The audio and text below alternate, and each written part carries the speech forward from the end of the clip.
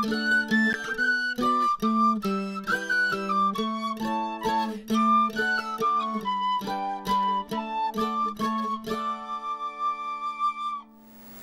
everybody, I'm really excited about my new quilt. This one's called Gaelic Blessing, and it features a double Irish chain variation that I've created, and I put a Celtic cross right in the middle. So if you're Irish, like Guinness, believe in leprechauns, and maybe believe that there's a pot of gold at the end of the rainbow, this is a great quilt for you to be working on. At rickytims.com, I have both the kit and the individual patterns. So if you want to use the fabrics that I've used, which are hand-dyed, then you can use these, or you can get your own fabrics, 4 different colors. The instructions are in the pattern on what you need, but the most important thing to remember is you're going to get 2 yards of 4 different colors. If you buy a 2-yard length, you need to cut it into 1-yard length, so you'd have 2 1-yard pieces, and that's the way this one's going to roll. So away we go. I hope you'll have fun watching these companion videos for the Gaelic Blessing quilt. The first thing I want to talk about is your fabric. Now, I've got yard cuts of hand-dyed fabric that I'm using for this quilt. I recommend that you pre-wash it. Now, we've washed my fabrics twice. We have rinsed them twice, which means the water runs clear. But you know, just to be on the safe side, it doesn't hurt to wash it in hot water, once again, with really good detergent. And I like to use Synthropol if you have that available. Synthropol is specifically for dyeing. It's liquid, highly concentrated. You only need like a tablespoon for the entire wash. If you don't have Synthropol, no big deal. Wash it in a good detergent, hot water. That's the most important thing.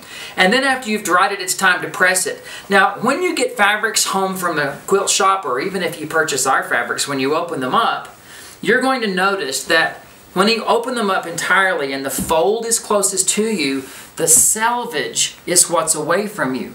That's the width of the fabric, and of course it's doubled over, so it's about 22 to 23 inches depending on the exact width.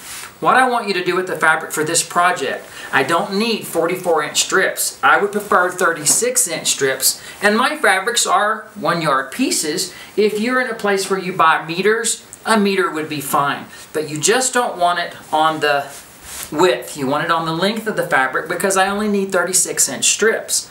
So what I've done is I've refolded it so that there's a selvage on my right side, your left, and there's a selvage on the other end.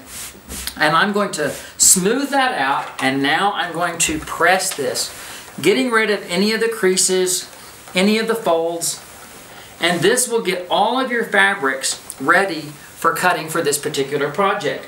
All of them will be cut on the length, which is going to be about an 18-inch across, or double that because it's on the fold, so it'll be about 36 inches.